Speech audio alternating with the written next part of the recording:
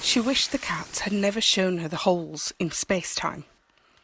Of course, she'd started it all with a midnight convergence of quantum theory and frozen peas, an overlap that involved her kneeling on the kitchen lino, black hair lank from the rain, back from the pub and starving, pondering the mysteries of quantum indistinguishability. Frozen peas all look the same. How to tell which pack is hers and which Clarissa's.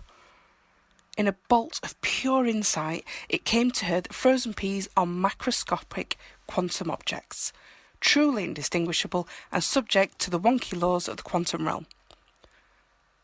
This flash was to change everything. It started with that weird business of the disposable lighters, followed by Dinga chasing things that she couldn't see, things about 6 centimetres across that rolled through the air. "Crazy cat," she'd muttered. "What can you see that I can't?" But the next day she'd seen one too, a mirror-silvered sphere, and she saw something crawl out of it, something snaky and silver, which the cat tore into with wild hissing. He'd been missing for 2 days now, worryingly long even for such an adventurer as Tom. If only she could turn back the clock to Tuesday. She lay, unsleeping, worrying about her imminent finals, the missing cat, and snaky things that came out of space-time holes. The cat plops back into normal space-time, right in front of a monster. The fox has blazing infrared eyes, a stink that could knock a house over, and fur raised in a crackling purple aura. The cat has a perfunctory bowel movement and then leaps in a straight line 8 times his own length to the letterbox and flows, bones fluid, joints dislocated through, reassembling himself on the other side. Unfortunately, the other side of the slot is bound by a box of sturdy steel grid, the wires about an inch apart. Dinga is too exhausted to teleport or warp again, so he sends out a beam of influence to get next door's dog to go mental. 2 seconds later, the barking wakes both households. Tanya sat up at the uproar, her heart pounding. She slipped on a dressing gown and tiptoed into the darkened hallway. From the kitchen came a squawk and then a plaintive meow. Dinga was trapped in the mailbox, looking embarrassed. She opened the steel grid, laughing, and then noticed the blood and the torn ear. Dinga was shaken, but rather proud of his new adventures. He'd slipped through a wormhole 3 days back into the past to enjoy Sunday's leftover salmon mousse again. But he'd met Sunday's version of himself, and they'd had a fight, resulting in Wednesday Cat gaining a few mouthfuls of the delicacy at the expense of a nasty slash to the ear. He hopped onto Tanya's bed and looked down at her. Later, restored by some purring, he would do his super heavy sleep, teleporting a few specks of neutronium from the Sen X3 pulsar to spread through his flesh.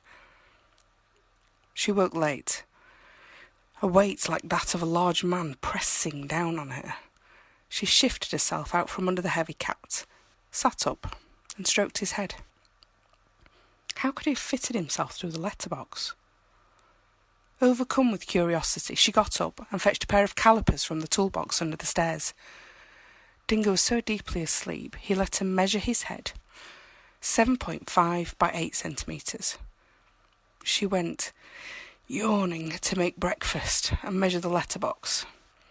The slot was 4.5 centimetres deep. Dingo had temporarily shrunk his head to 3/5 of its size. She finished her cereal and opened a tin of tuna. Behind her, a little voice said, "Now," and she glanced around, noticing the bedroom door was shut and a small silver ball hovered at the end of the cat's fluffy tail. As Dinga picked at those fish flakes, Tanya spotted a note stuck to the fridge door. In angry capitals it declared, "Those flipping peas were mine!"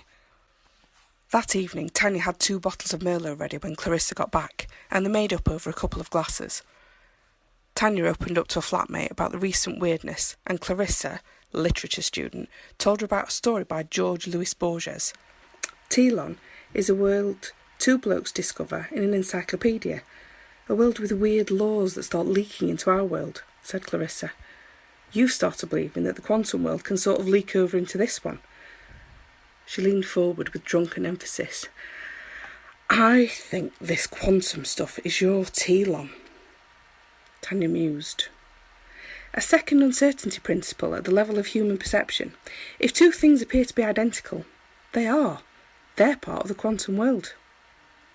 And, continued Clarissa, Borges writes about unobserved things creating copies of themselves, called phronia. Tanya nodded. I counted the lighters in the place on Wednesday. We had 2. Thursday, it was 14. Clarissa raised a finger, laughing. That must be how come rich people are so lucky with money.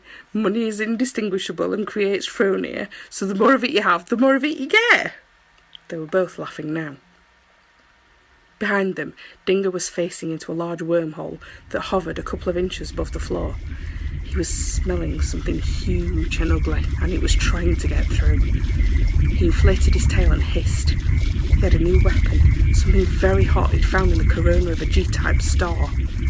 The alien snake began to emerge, but the cat spat fizzing bolts of thermonuclear plasma, melting it into a greasy puddle on the liner. Their attention drawn to the sputtering and crackling sounds and the sudden wave of heat, the two women turned to see Dinger licking gobs of silver fat off his silky ginger paws. He said,